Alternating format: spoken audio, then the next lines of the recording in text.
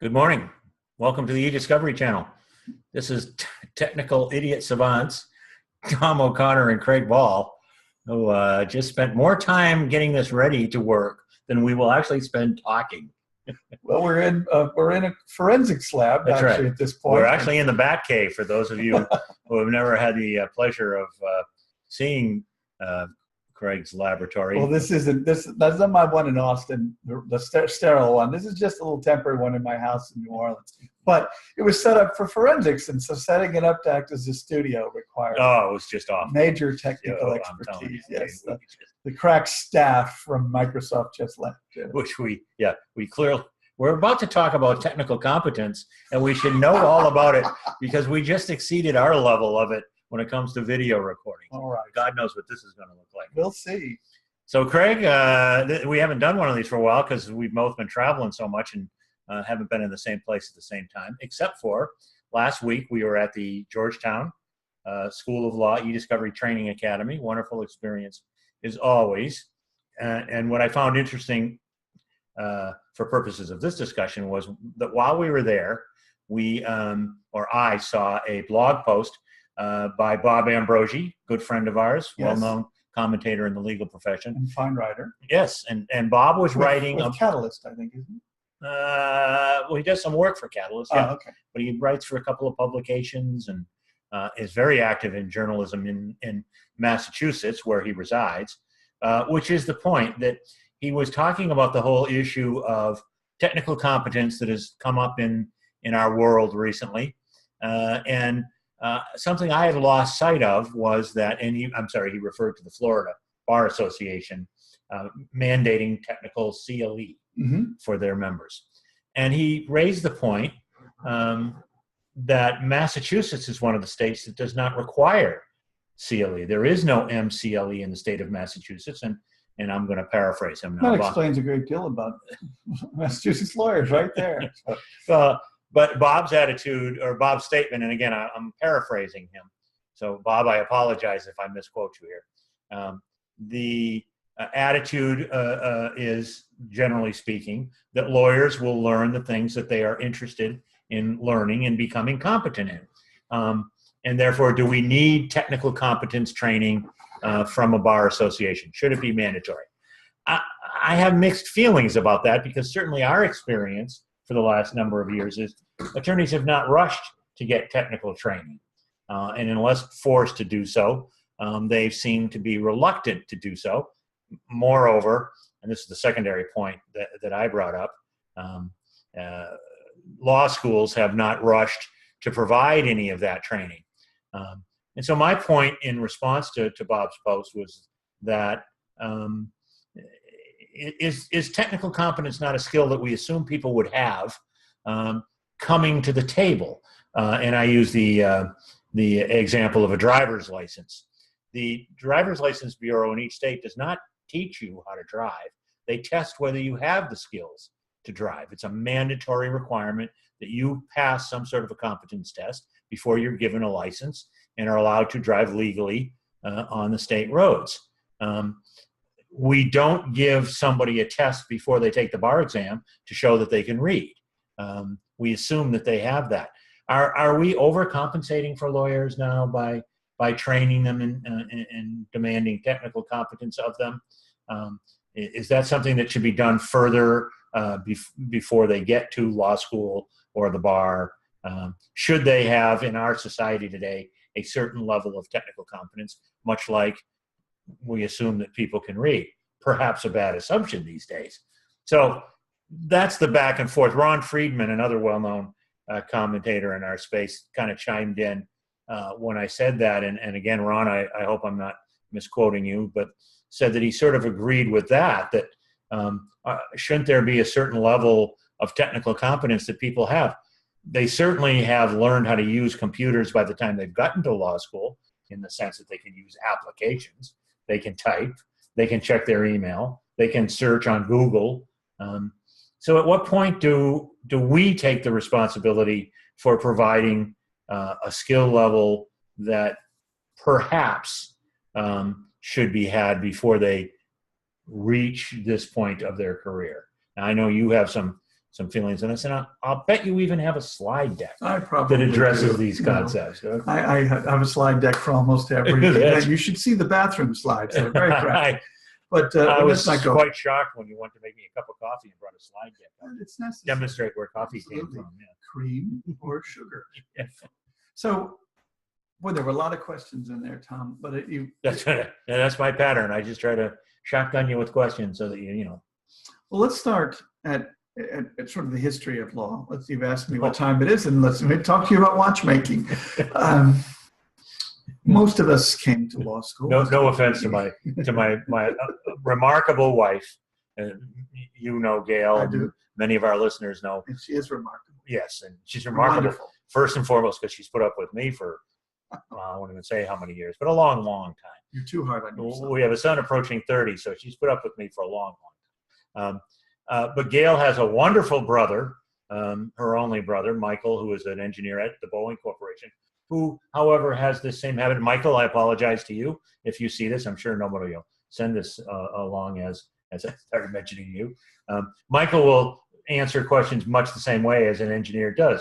You ask him about, hey, that's a very nice antique doorknob that you have there, and he'll talk to you about the history of portals, starting with the first cave and its entrance. I'd like to meet this fellow. I think we hit it off. You two would get along famously. I do, because I think it's wonderful. I think that, as a digression, I think it's wonderful to get into the history of things. Yes, obviously, when you just want a quick answer, it's frustrating to be given all of this background. But at some point, understanding the background behind things, how things fit together, where things fit into the world, it gives them depth and resonance and joy and so forth. But I digress. Let me put it this way. Let's take Michael, for example.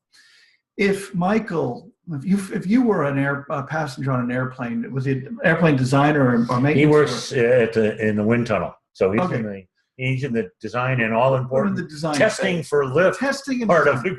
Yeah. Now, let's assume Michael came to Boeing. He said, well, I've been tinkering out in the garage a lot. I'm a real enthusiast about airplanes and so forth. So I'd like to be designing airplanes. I don't have any formal training in aeronautical engineering. I've never passed any of the tests for engineering or certifications. I've never been certified even as a mechanic. But I'd like to design the next, the 797. All right. And how would you feel as a passenger if you knew that was how Boeing engaged its engineers, didn't test them, didn't test their work, actually, just put it out into production? I think we'd all realize. You want me to answer that? Yeah. I mean, you know how much I love flying. I don't care fun. if Boeing has cloned Albert Einstein 5,000 times and they're all working in the labs, tinkering away. I don't feel good about flying. I'm not the best person to ask that question. All right, but the point is, I think we'd all recognize that even if that person happened to be really good at it, the lack of any kind of assessment of their skills, the lack of any demonstration or that they understand the fundamentals of what keeps an airplane in the air and safety would give us pause.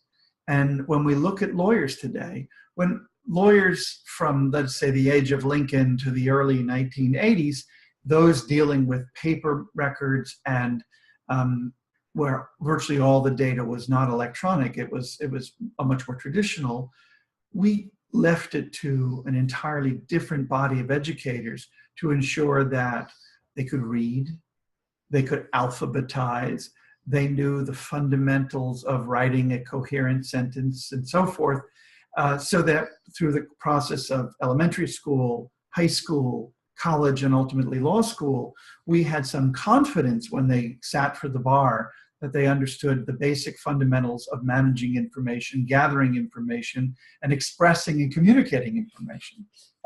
I'm laughing because I already forgot what I asked you. Don't worry, I'll remember it for both of us. But we don't have that when it comes to the fact. The fact is, and lawyers listening don't want to accept this because lawyers have been so ingenious, so tenacious, and so wasteful in turning electronic information into what they think was its equivalent, essentially a paper form, a printed form. And if you can see it on a printed form, you think you can treat it just like you did when you got a paper in the 3rd grade and Ms. Smith said, put your name in the upper right-hand corner, put today's date and so forth. And you learn the fundamentals of that, of a business letter, of filing, of alphabetization, of categorization, all the things that were fundamental to a standard, a basic education. And so we went to law school and we learned these things building on that. But we didn't, for the most part, learn any of the fundamentals of technology. We didn't learn how data was encoded, how data lives.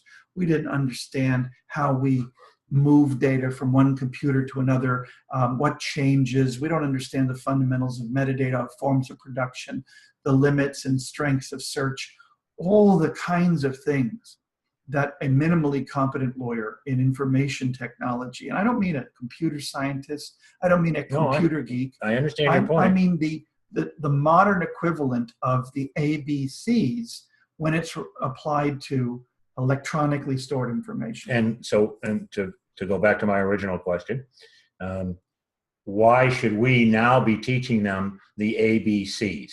Shouldn't they have learned that before?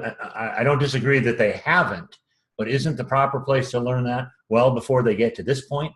Shouldn't they have learned it in law school, or shouldn't there be a pre-law major in college where they have technical fundamentals in the ideal world? And if we say yes to that, what difference does it make to all the lawyers that are out there practicing? The reason we have to teach them is because it's my argument has been for many years, hey, let's have a Manhattan Project and teach them.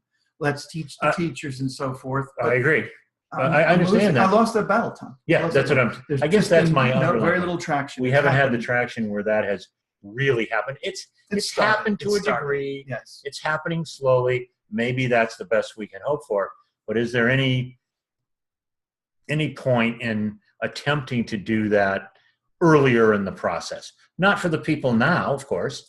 We have to train the people who we have there now, but for the people coming up, is there some point in doing that? And let's go to the slides. Let's cue the slides. Let's go to the slides. Yeah. So to put this in some context. Yes. All right. I mean, let's back up a bit.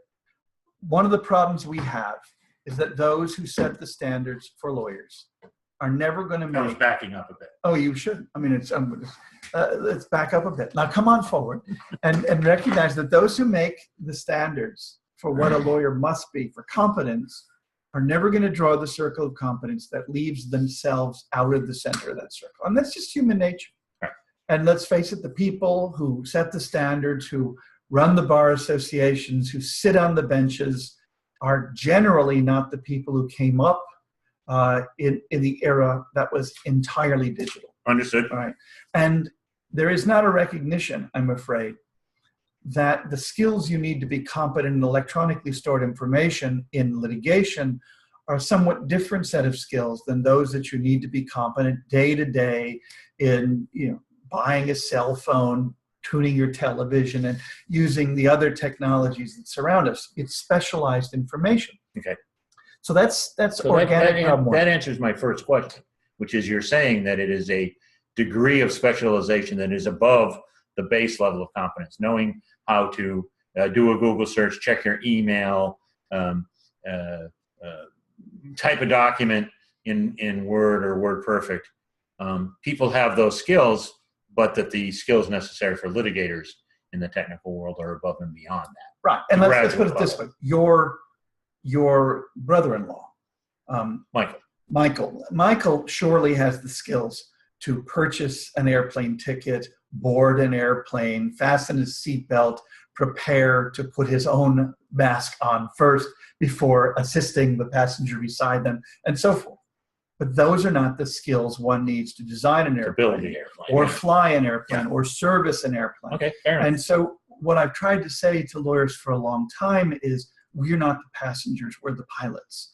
And so the level of knowledge, not expertise. I've never heard you say that. I say it in my sleep much of the time, which explains why you've never heard it.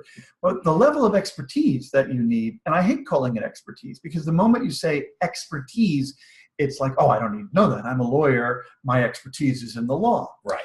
But you need a certain expertise in electronic discovery to do electronic discovery, and virtually all discovery today is electronic discovery.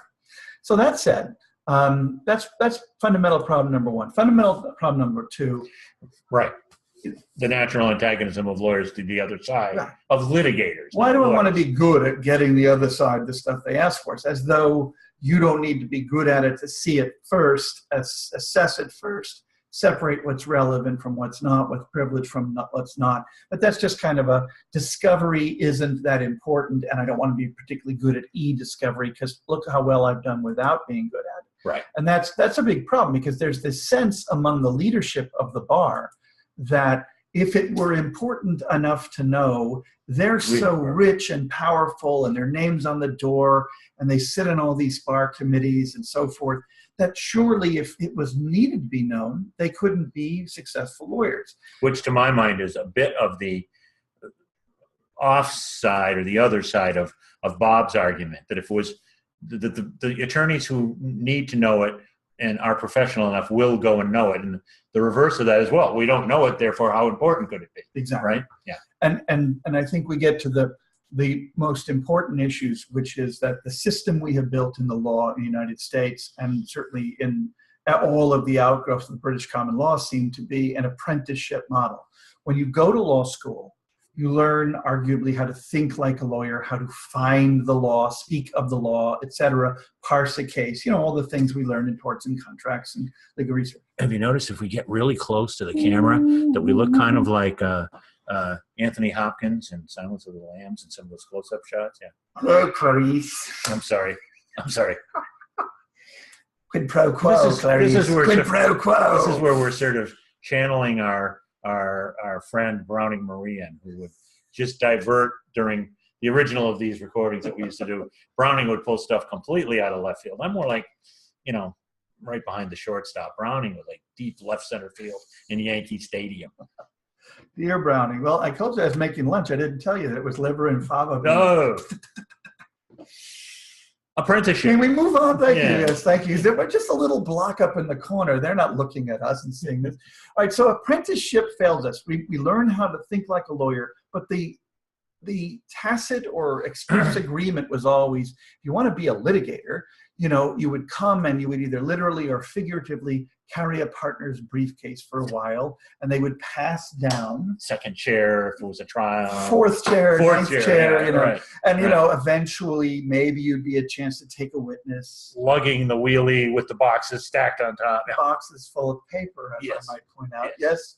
So that was the old model, and we've never replaced that model. It is still an apprenticeship model, even as the large firms have had tremendous trouble, as they've in the hard times stopped their hiring. So we have this knowledge gap that exists, and as a consequence of that, it's been addressed in different ways. And one of the ways I think we've talked about before is what California has done with their ethical responsibility. Now, I credit California for saying the right things, but I think we kid ourselves if California lawyers suddenly exemplify everything we've been talking about. They are. And this goes back to my original point. So California, and this is 2015, as I recall, the fall of 2015 when this opinion came up. Right, which by lawyer standards means that was last weekend. Yeah, right. Fair enough.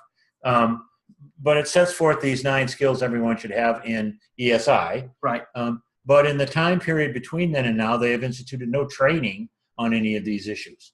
Haven't they automatically assumed that you're going to get these? Well, I think you've hit on the biggest part of the problem, which is even if you could persuade lawyers to finally set aside the time, dedicate the effort, and what have you, to say, okay, I'm ready to learn this. And it boils down, by the way, in California, we should note that they have sort of a tripartite rule, which is either you learn it yourself, you associate counsel who knows it well, or you have to decline the case. Learn it, get help or get out. Let me just ask real quickly, though. Shoot. You said under get help, associate counsel.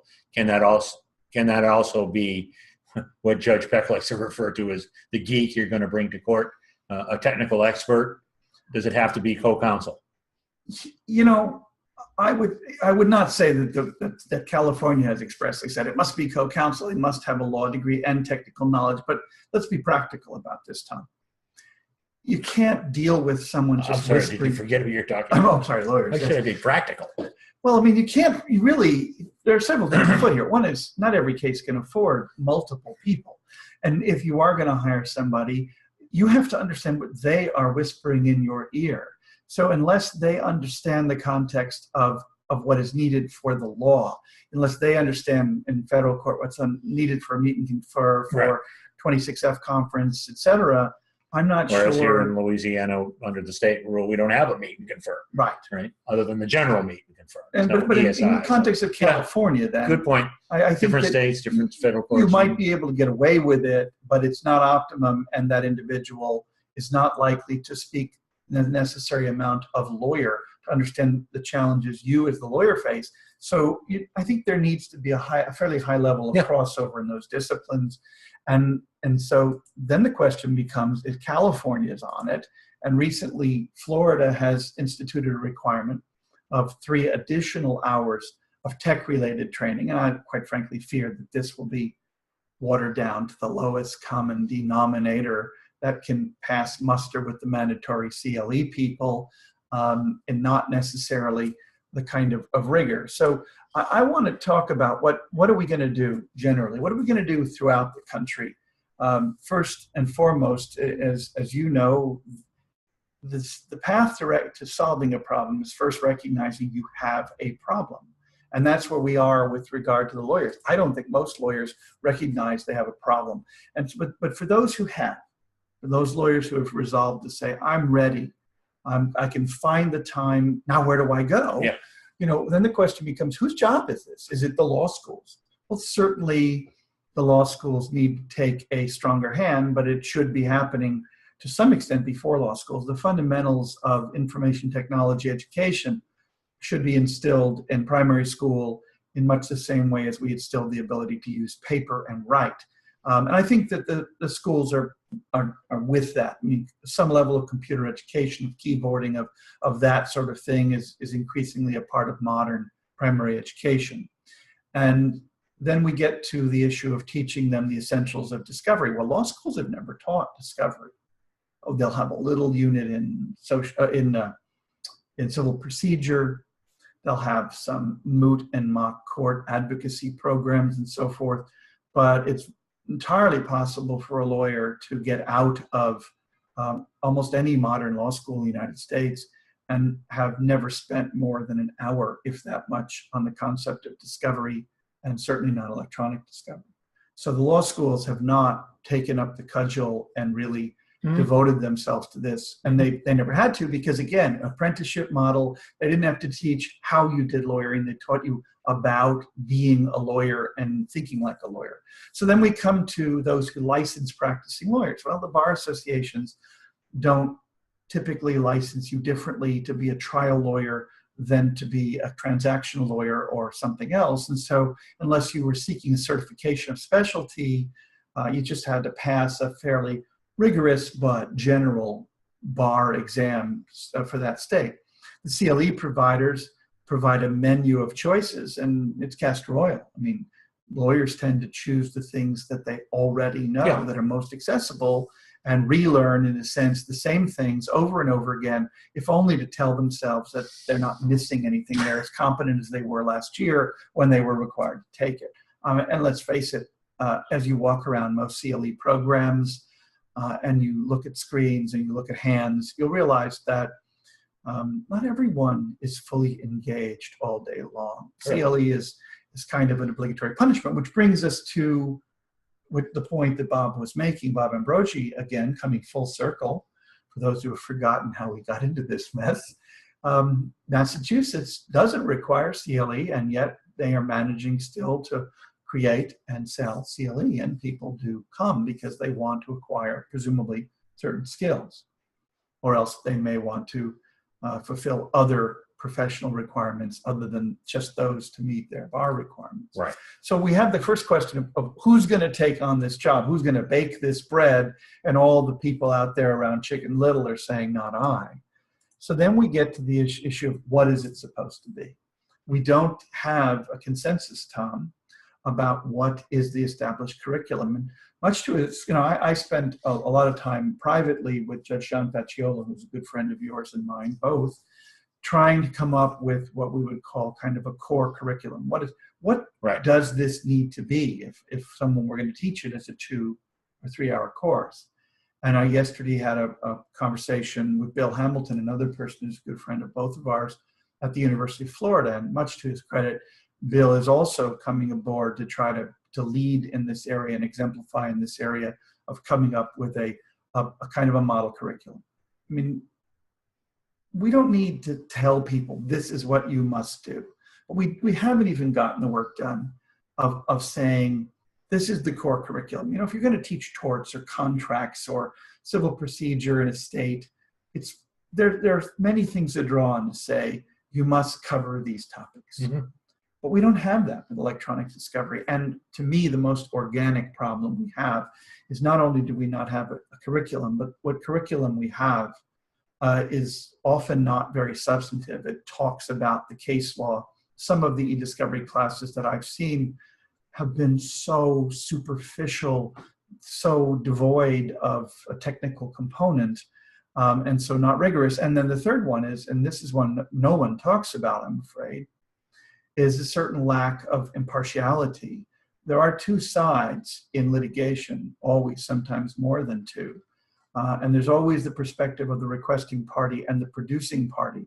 And so much of what we see in e-discovery, for obvious reasons, is the work of those who speak from the perspective of the producing party, whose goal it is to rein in e-discovery, vilify discovery, and limit the rights of those who are requesting parties. And I think we need some impartiality in the design of the education. Much of what I see sold as e-discovery education is actually the work of lobbying groups and a lot of money being spent by corporate interests to put that in front of constituencies as though it were impartial, when it is very much not so. And I think that those questions need to be raised, most especially by the bar associations giving credit in the judiciary to the extent that it is their training, because wrong is wrong and biased is biased, and we need balance. It shouldn't be plaintiffs, it shouldn't be defendants, it shouldn't be big corporations, it shouldn't be small plaintiffs. It should be balanced from the standpoint of justice and cases demand evidence. So moving on, another fundamental problem. You want to weigh in here, Tom? I'm just babbling on. I'm sorry. I'll wake you when I'm done. Yeah. Is that a wake-up call for 2 o'clock. So when you finally decide I'm going to do this, who's going to teach it? You know, are we going to clone you?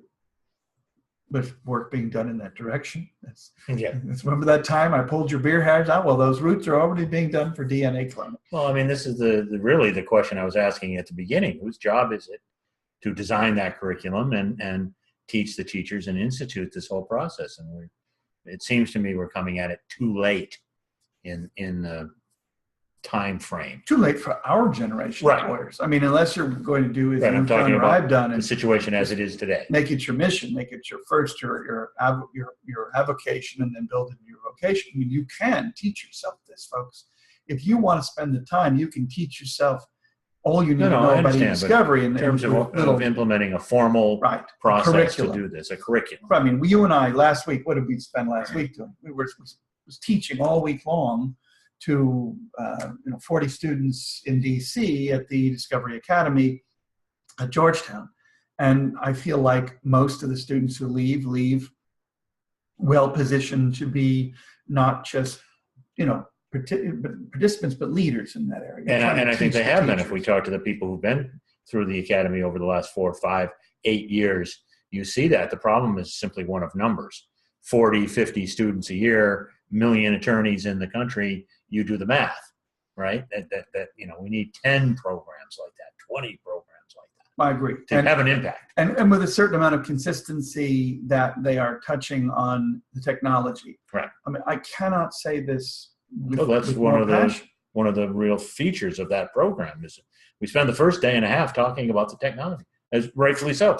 We need to start with how computers work, and then how they store information, and then how we can retrieve that information. It's a basic, yeah. Well, that's the thing. In law school, we give lawyers the ability to find the law.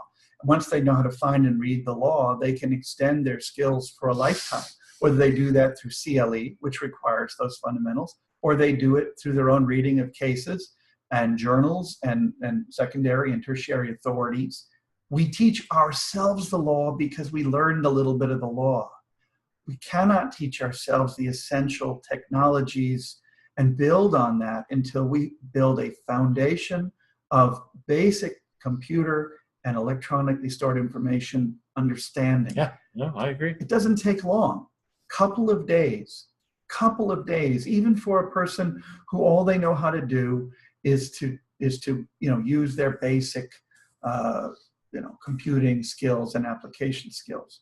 But unless I can get their attention and get them to focus and motivate them and test them to demonstrate them, get them to do hands-on exercise, all of which we insist upon in the academy, and we don't have that accountability. Right.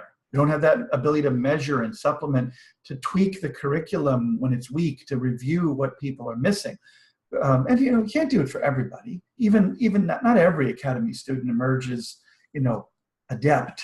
But I think most of them do, and certainly I think we can note that many of the speakers today, the teachers in the law schools today, a number of them have come through that program.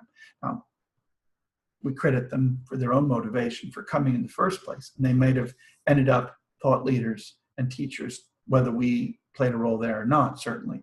But I can certainly take some pride, as I know you can, as can the rest of our faculty, that those people who have graduated have put themselves in positions of leadership and increasingly do so.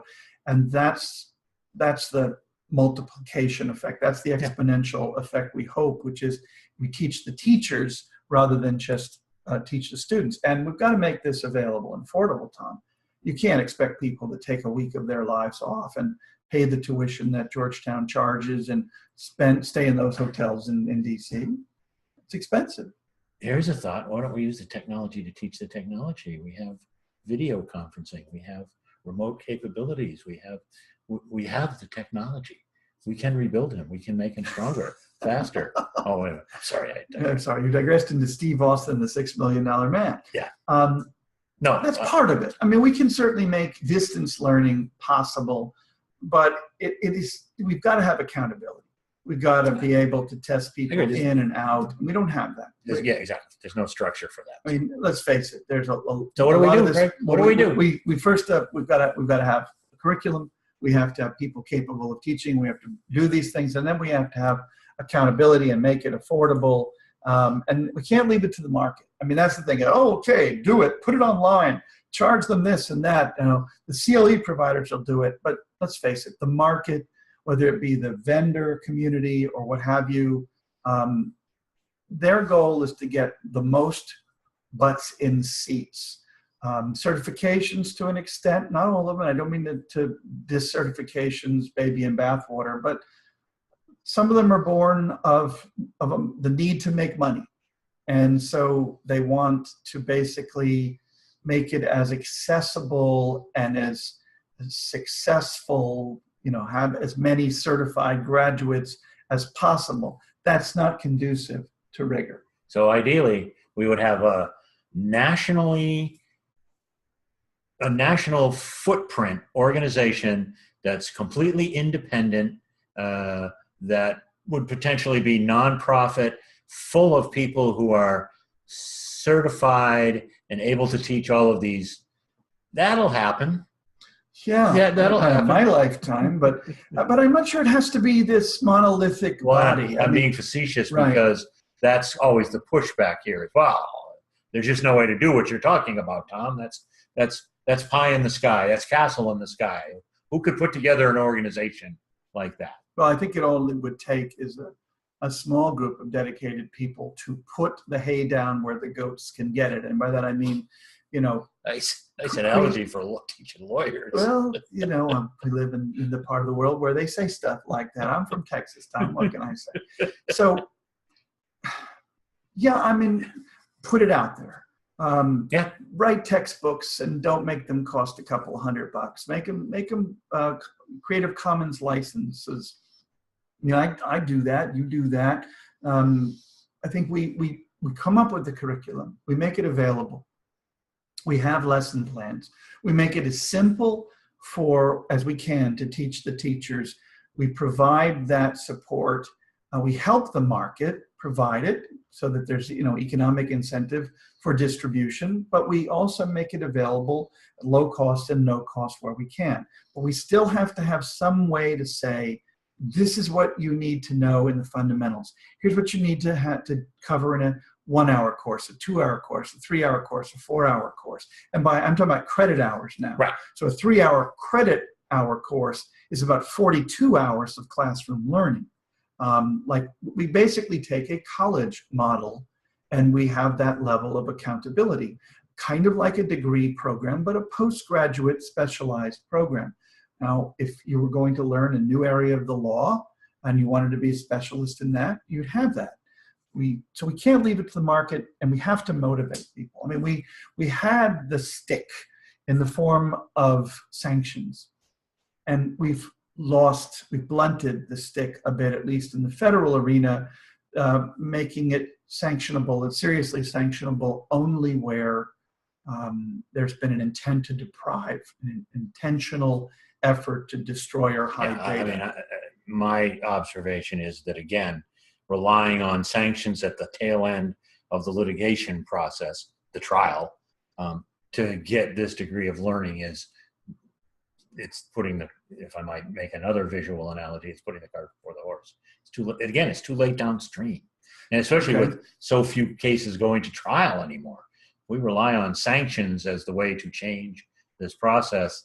I just don't think there's enough impact. And yet, if we look at the history of e-discovery, we can trace that history back, in some ways of we'll call national consciousness to the 2006 amendments to the rules and the Zuba decisions and so forth, the things that we tend to think of as sort of the genesis of that awareness. They're sanction events. They're sanction events. And I'm not advocating that judges sanction lawyers willy-nilly or sanction clients willy-nilly, but now that clients and lawyers are protected from the most serious sanctions, dismissal of cases and adverse inference instructions, I think that it is important for judges to use the smaller stick much more often, much more judiciously, to keep this on track, to take a stronger hand in dealing with incompetence. You don't have to dismiss cases, but shift costs, make it expensive, make it challenging for lawyers to continue to be grossly incompetent. To not get it right. Okay. And I don't mean right. Fair enough. There are good faith, diligent efforts will sometimes go awry. We don't need to sanction good faith, diligent efforts that go awry. And you know what? There is no history of sanctioning those things. But we do need to use the stick and make it the carrot, the incentive of competent lawyers doing better in court, getting what they need in discovery, lowering the costs of their clients, eliminating much of needless motion practice. That's the carrot here. And the carrot won't be seen without the avoidance of the stick. Okay, fair enough. And we need to exemplify. I mean, every lawyer needs to exemplify this, and most certainly those of us who call ourselves thought leaders and experts and participants. If you're a member of the Sedona Conference and you aren't exemplifying a deep understanding of the technology of information technology as well as the law, case law, you're not exemplifying the E in e-discovery. And that's true of every one of these organizations. If you're participating in the Georgetown Advanced E-Discovery Institute, and I don't mean to single these groups out, but we've long regarded these groups as the creme de la creme of e-discovery leadership. And I'm saying if you're going to lead, you need to understand the E in e-discovery, and you need to exemplify it in your practice and devote more and more of your time to sharing your knowledge, because the only way we're going to be able to make this world a better place for lawyers and maintain access to justice, both for the very wealthy, so that they don't have to settle cases that should be defended, and for those who have meritorious claims who can't bring them because of the cost of the waste of e-discovery. It's our responsibility. I get it. And I blame you, Tom. I blame you, Tom. But it's certainly an old adage, do as I do, not as I say. There's a great the New York attorney, Andrew Vax, who specializes in protecting children. And he's also a writer and funds his work from the novels that he writes. But his statement is, actions are the only truth.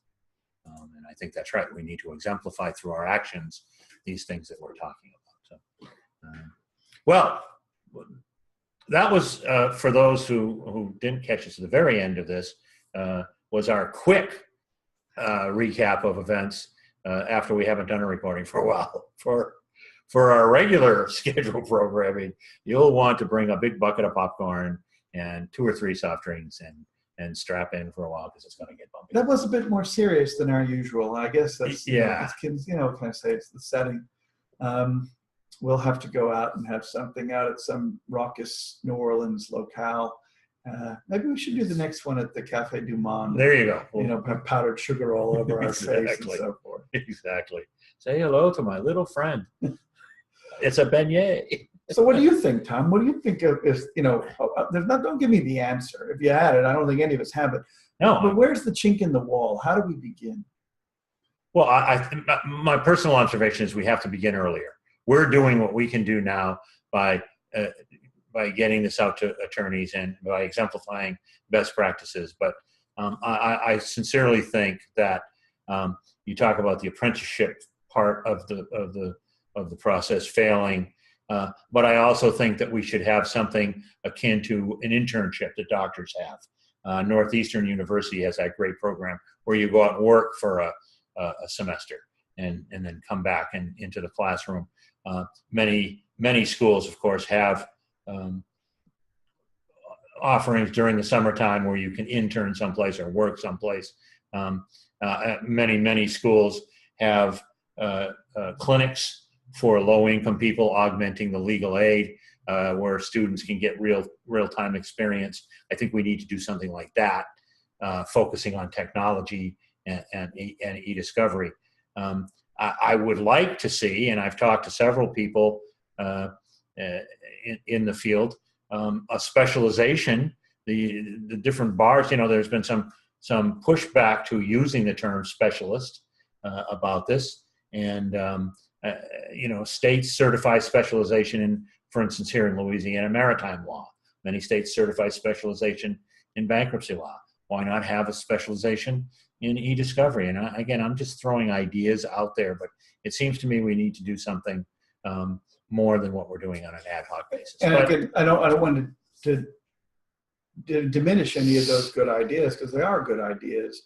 If we leave it to the law school, I know we have to realize that most law schools are contracting. They're not building their faculties. They're having to contract to their core tenured faculties. And with respect to those ginormous legal brains, and they are, just look at what they write about in their law review articles, things I couldn't begin to understand or use. It's not like they're going to take on a new level or new field. They don't practice, most of them. Yeah. They don't really understand how to move information from one point A to point B when it's electronic information. So again, we're going to have a way to teach the law school teachers to equip those ranks. And that's going to take time, and that doesn't exist yet.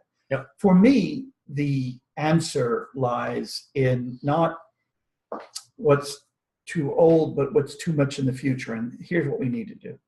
We need CAFE standards. You know what I mean by CAFE standards? The government says to the auto manufacturers, by 2030, your cars need to get 15 miles or 500 miles a gallon, whatever it is. Some aspirational number that is at least conceivable, doable.